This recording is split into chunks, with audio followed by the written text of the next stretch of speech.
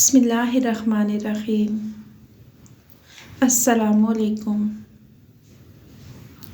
آج کی اس ویڈیو میں صلاح الدین ایوبی کی زندگی پر ایک بہت بڑا بدکاری کا داغ لگنے کے بارے میں آپ کو آگاہ کیا جائے گا۔ آدھی رات کا وقت ہو چکا تھا۔ سلطان صلاح الدین ایوبی جو کہ مستقبل کا سلطان تھا، اس پر شاریہ نامی لڑکی نے بدکاری کا الزام لگا دیا تھا۔ قاضی ابن ارسون جو کہ صلاح الدین ایوبی کا استاد تھا، صبح اس مقدمے کو سننے والا تھا۔ یہ الزام ایک عام انسان پر نہیں بلکہ ایک باصلاحیت اور باکردار انسان نظام الدین ایوب کے بیٹے صلاح الدین ایوبی پر ایک لڑکی نے لگایا تھا۔ قاضی ابن ارسون بہت پریشان تھا کہ اگر میرے شاگرد پر لگایا گیا الزام سچ ثابت ہو گیا تو میری ساری زندگی کی تعلیم اور دی گئی تربیت پر پانی پھر جائے گا۔ قاضی نے وضو کیا اور جائے نماز پر اللہ کے حضور سجدے میں گر گیا اور دعا کرنے لگا، اے میرے مالک، تیرے باکردار اور نیک بندے پر مشکل وقت آن پڑا ہے، تو اس کی غیبی مدد فرما اور اس کی عزت کی حفاظت فرما۔ بے شک تو ہی عزت دینے والا ہے اور تو ہی ذلت دینے والا ہے۔ میرا دل نہیں مانتا کہ صلاح الدین ایوبی کسی کی طرف بری نظر اٹھا کر بھی دیکھے، لیکن دوسری طرف شاریہ نامی لڑکی پورے وثوق سے صلاح الدین ایوبی پر اتنا بڑا الزام لگا رہی ہے۔ محترم ناظرین، یہ واقعہ کچھ اس طرح ہے کہ جب سلطان نور الدین زنگی اپنی سلطنت پر قائم و دائم تھے تو صلاح الدین ایوبی پر ایک شاریہ نامی لڑکی نے الزام لگایا کہ صلاح الدین ایوبی نے اسے اکیلے پا کر اس کے ساتھ زبردستی کرنے کی کوشش کی۔ تمام لوگ حیران تھے کہ صلاح الدین ایوبی اس طرح کا کام کیسے کر سکتا ہے۔ کسی کو یقین نہیں آتا تھا، کوئی کچھ بات کرتا اور کوئی کچھ۔ اگلی صبح سلطان نور الدین زنگی کی موجودگی میں قاضی ابن ارسون نے یہ مقدمہ سنا تھا اور صلاح الدین ایوبی پر فرد جرم عائد ہونے کے بعد سزا سنائی جانی تھی۔ صلاح الدین ایوبی رات کو ساری رات بخار میں تڑپتا رہا اور اللہ سے دعا کرتے رہے، اے مالک، تو ہی میری مدد فرما، تو ہی سب سے بہتر جانتا ہے، تو ہی سب سے سچا ہے، بے شک میری مدد کرنے والا صرف تو ہی ہے۔ صبح کا وقت ہوا تو سلطان صلاح الدین ایوبی کا بخار بہت تیز تھا۔ صلاح الدین نے وضو کیا اور نماز کے لیے کھڑے ہو گئے۔ نماز ختم کرنے کے بعد اللہ کے حضور سجدے میں گر کر دعا مانگی اور کہا، اے میرے مالک، تو ہی میری عزت رکھنا۔ وہ دن نظام الدین ایوب خاندان کے لیے بہت ہی عجیب و غریب دن تھا۔ لوگ بڑی بے تابی سے اس لمحے کا انتظار کر رہے تھے کہ جب سلطان نور الدین زنگی کی موجودگی میں قاضی ابن ارسون اس مقدمے کو سنیں گے اور صلاح الدین ایوبی کے ساتھ کیا ہونے والا ہے، کیونکہ اس وقت بھی کچھ لوگ نور الدین زنگی کے خلاف تھے جبکہ کچھ لوگ نور الدین زنگی کے ساتھ تھے۔ اس لیے لوگوں کے ذہن میں مختلف سوالات تھے۔ سورج طلوع ہو چکا تھا۔ سلطان نور الدین زنگی اپنے دربار میں آ چکا تھا اور اس کے مابین جانب قاضی ابن ارسون کا تخت تھا اور نیچے صلاح الدین ایوبی ہاتھ باندھے کھڑا تھا۔ تھوڑی دیر کے بعد قاضی نے فرد جرم پڑھ کر سنایا اور فرد جرم سنانے کے بعد قاضی صلاح الدین سے مخاطب ہوا اور کہا کہ تمہیں اپنی صفائی میں بولنے کا پورا حق ہے۔ قاضی کی بات ختم ہوتی ہی صلاح الدین ایوبی نے قاضی سے مخاطب ہوتے ہوئے کہا، قاضی صاحب، جس لڑکی کو میں نے دیکھا تک نہیں، اس کے ساتھ کچھ برا کرنے کے بارے میں سوچ بھی کیسے سکتا ہوں؟ یہ سنتے ہی قاضی صاحب نے حکم دیا کہ اشاریہ نامی لڑکی کو حاضر کیا جائے۔ جب وہ لڑکی دربار میں حاضر ہوئی تو لوگوں کی حیرت کی انتہا نہ رہی، کیونکہ اس لڑکی کا سارا جسم ڈھانپا ہوا تھا، صرف آنکھیں تھیں وہ بھی مشکل سے دکھائی دے رہی تھیں۔ صلاح الدین سمجھ نہیں پا رہا تھا کہ جس لڑکی کو میں نے دیکھا تک نہیں، وہ مجھ پر اتنا گھناؤنا الزام کیوں لگا رہی ہے؟ مجھ سے آخر ایسی کیا اور کون سی غلطی سرزد ہوئی جو اس لڑکی نے مجھ پر اتنا بڑا الزام لگا دیا؟ قاضی ارسون اشاریہ نامی لڑکی سے مخاطب ہوا اور پوچھا، بتاؤ صلاح الدین ایوبی نے تمہارے ساتھ کیا کیا؟ تو اس لڑکی نے کہا کہ میں اپنا بیان پہلے دے چکی ہوں، مزید ایسی باتیں کر کے میں اپنی عزت خوار نہیں کروا سکتی۔ بخار زیادہ ہونے کی وجہ سے صلاح الدین کا چہرہ زرد ہو رہا تھا اور ہاتھ کانپ رہے تھے، زبان پر بھی لرزہ طاری تھا۔ مجمع کو یوں لگ رہا تھا کہ صلاح الدین ایوبی بے قصور نہیں ہے۔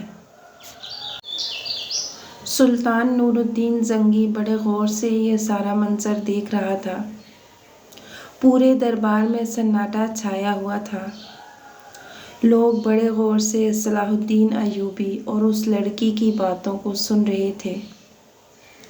سلطان صلاح الدین ایوبی نے اس لڑکی سے کہا، کیا تمہیں اپنے رب سے ڈر نہیں لگتا کہ تم ایک بے قصور انسان پر اتنا بڑا الزام لگاتی ہو؟ لوگ سمجھ رہے تھے کہ سلطان نور الدین زنگی کا بھتیجا ہونے کی وجہ سے صلاح الدین ایوبی پر اگر فرد جرم قرار دے دیا گیا تو بھی سزا سے بچ جائے گا۔ صلاح الدین ایوبی نے قاضی سے کہا، جب بھی ہم کسی مسئلے کا حل نہیں نکال پاتے تو پھر ہم اپنے اللہ کی طرف رجوع کرتے ہیں، اور میں بھی اس لڑکی کو کہتا ہوں کہ اللہ کو حاضر ناظر جان کر اللہ کی قسم کھا کر یہ کہہ دے کہ اس کا الزام سچا ہے، تو میں وہ گناہ قبول کر لوں گا جو مجھ سے سرزد بھی نہیں ہوا۔ یہ سنتے ہی وہ لڑکی صلاح الدین کو بغور دیکھنے لگی۔ وہ صلاح الدین کی حالت سمجھ چکی تھی۔ تھوڑی دیر بغور دیکھنے کے بعد لڑکی چیخ چیخ کر رونے لگی اور کہا کہ میں تمام مجمع کے سامنے اللہ کو حاضر ناظر جان کر کہتی ہوں کہ صلاح الدین بالکل بے قصور ہے، سارا گناہ میرا ہے۔ یہ سن کر مجمع حیران رہ گیا۔ اس لڑکی کے چند الفاظ نے مقدمے کو الٹ کر رکھ دیا۔ اتنے میں سلطان نور الدین زنگی دہشت سے اپنی کرسی سے اٹھا اور اس لڑکی کو کہا، کیا تمہیں پتہ ہے کہ الزام تراشی کی تمہیں کتنی بڑی سزا مل سکتی ہے؟ تو اس نے کہا، ہاں مجھے معلوم ہے کہ اس کی مجھے کتنی بڑی سزا ملے گی۔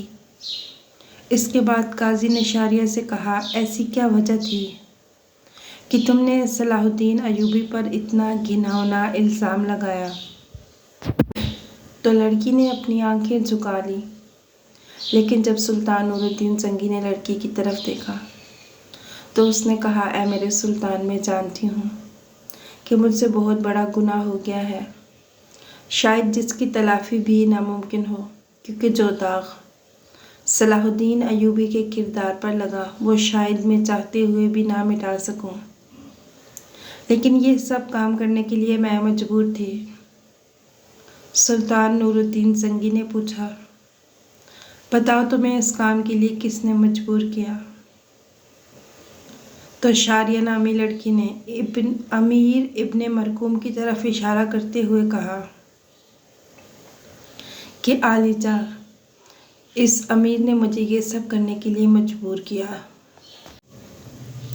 یہ سب سنتے ہی تمام درباری اب امیر ابن مرکوم کو ملامت اور غصے کی نظروں سے دیکھنے لگے۔ امیر ابن مرقوم اپنی جگہ سے اٹھا اور بڑے دبدبے کے ساتھ کہنے لگا، اب یہ لڑکی جھوٹ بول رہی ہے، میں بھی صلاح الدین کی طرح اس کو جانتا تک نہیں۔ نور الدین زنگی نے کہا کہ کل معلوم ہو جائے گا کون بے گناہ ہے اور کون گناہ گار۔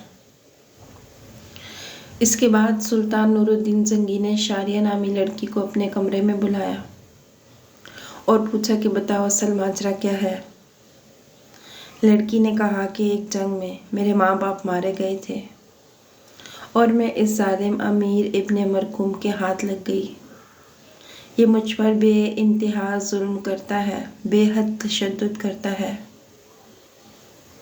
شاہی قمیص کی جانچ کر لینے کے بعد اس لڑکی کی پیٹھ پر کوڑوں کے نشان بھی دکھائی دیے، اور ادھر سلطان نور الدین زنگی کے خاص جاسوسوں نے شاریہ اور ابن امیر مرقوم کے بارے میں ساری معلومات اکٹھی کر لی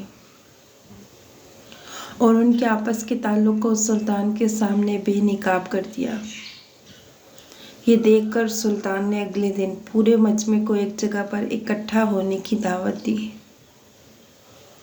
یہ دعوت اس لیے تھی کہ قاضی ابن مرقوم کی سزا لوگوں کے سامنے دکھا سکیں۔ تمام لوگ بڑی دور دور سے قاضی ابن مرقوم کی حالت دیکھنے کے لیے آئے۔ جب اس کو میدان میں لایا گیا تو وہ سخت زنجیروں میں جکڑا ہوا تھا۔ لوگ اس کو ملامت کی نظروں سے دیکھ رہے تھے۔ شریعت کے مطابق اسے 70 کوڑے مارے گئے۔ اس کے بعد سلطان نور الدین زنگی نے اس کی تمام جائیداد ضبط کر لی اور اس سے عہدہ بھی واپس لے لیا اور اس کی تمام جائیداد صلاح الدین ایوبی کو دینے کی دعوت دی۔ لیکن صلاح الدین ایوبی نے یہ کہتے ہوئے ٹھکرا دیا کہ میں کسی کا مال اپنے حصے میں رکھ کر غاصب نہیں بننا چاہتا، اور اس طرح سلطان صلاح الدین ایوبی کی اللہ تعالیٰ نے غیبی مدد کی۔ اس کے وجود پر لگا بدکاری کا داغ دودھ کی طرح دھل گیا۔ بے شک اللہ تعالیٰ اپنے بندوں کی مدد فرماتا ہے۔ جو انسان گناہ بدکاری زنا سے بچتا ہے تو اللہ تعالیٰ اس کی مدد فرماتا ہے۔ جس کا کھلم کھلا واقعہ قرآن شریف میں موجود ہے۔ حضرت یوسف علیہ السلام کے حوالے سے، جب زلیخا نے حضرت یوسف علیہ السلام پر الزام لگایا اور انہیں بھڑکایا اور گمراہ کرنے کی کوشش کی تو دروازے بند ہونے کے باوجود اللہ تعالیٰ کی غیبی مدد آئی اور اللہ نے انہیں سرخرو کیا۔ لیکن یہاں شرط صرف انسان کا اپنے رب پر بھروسہ اور اپنے ایمان پر پختگی ہونی چاہیے، تو اللہ تعالیٰ کی غیبی مدد ضرور آتی ہے۔ ویڈیو پسند آئی تو لائک کیجیے گا۔ مزید ایسی اچھی ویڈیوز کے لیے چینل کو سبسکرائب کیجیے گا۔ اللہ حافظ۔